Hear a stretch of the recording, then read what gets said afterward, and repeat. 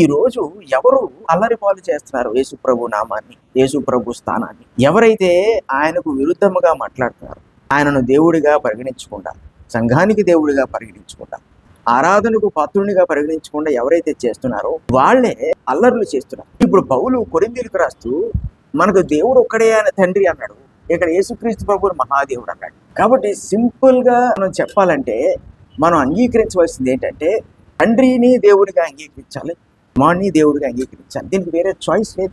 పరిశుద్ధాత్మ యొక్క ఈ నడిపింపుకు వ్యతిరేకముగా నడవడం అనేది క్షేమకరమైంది కాదు. పౌలు కొరింథీయులకు రాస్తూ ఎందుకన్నాడు అన్నమాట, దేవతలు అనబడిన వారు, ప్రభువులు అనబడి వారును అనేకులు ఉన్నారు. ఆకాశమందేనను భూమి అందేనను దేవతలు అనబడినవి ఉన్నను మనకు ఒక్కడే దేవుడు, ఆయన తండ్రి. ఆయన నుండి సమస్తమును కలిగిన, ఆయన నిమిత్తం మనం ఉన్నాం.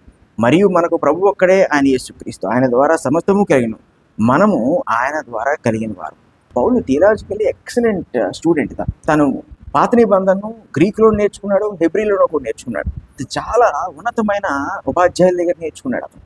ఇక్కడ పౌలు యొక్క దృష్టి ఉద్దేశం ఏంటంటే ప్రభువు దేవుడు ఒక్కటే, ప్రభువు దేవుడు ఒక్కడే అనట్లేదు, ప్రభువు దేవుడు ఒక్కటే అంటున్నారు. అంటే యేసుక్రీస్తు ప్రభువు తండ్రి అనే దేవుడు సమానుడు, యేసుక్రీస్తు ప్రభువు దేవుడు అని చెప్తున్నాడు ఈ వచనంలో అలా ఎక్కడ ఉంది అని ప్రశ్నించవచ్చు. ఇక్కడ ఎవరితో పోలుస్తున్నాడు, సందర్భం ఏంటి? ఇక్కడ చాలా మందికి ఆ రోజుల్లో ఉన్న పరిస్థితి ఇప్పుడు అర్థం కావాలి. గ్రీకీయులకు అనేక మంది దేవుడు. ఇక్కడ అంటున్నాడు చూడండి, దేవతలు అనబడిన వారును అన్నాడు. అక్కడ మనం కరెక్ట్ గా తర్జుమా చేసామంటే ఏమని అర్థం వస్తుంటే దేవత్వములు అనబడిన వారు అని వస్తుంది. ఎందుకంటే థియాసును దేవుడు అనే అర్థం మనం కలిగి ఉన్నప్పుడు ఆ థియాసును బహువచనంలో వాడుతున్నాడు. థియాస్ అనే పదము ఏకవచనమైన బహుళత్వాన్ని సూచిస్తుంది, కానీ ఇక్కడ థియాసును బహువచనంలోనే వాడుతున్నాడు. అంటే బహువచనంలో వాడుతున్నప్పుడు బహుళత్వాన్ని కూడా సూచిస్తున్నాడు. అది నిజదేవుని విషయంలో పౌలు చేయలేదు. ఇప్పుడు ఈ థియాస్ అన్నప్పుడు అక్కడ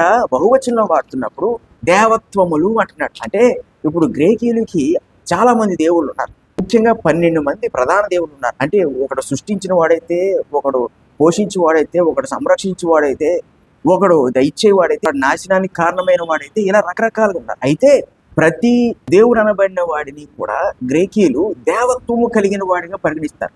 గ్రీకీయులు ఒక దేవుడు తీసుకున్నారనుకోండి, ఇప్పుడు జూస్ అనే దేవుడిని తీసుకున్నారనుకోండి, ఆ ఒక్కడికి దేవత్వం ఉంది.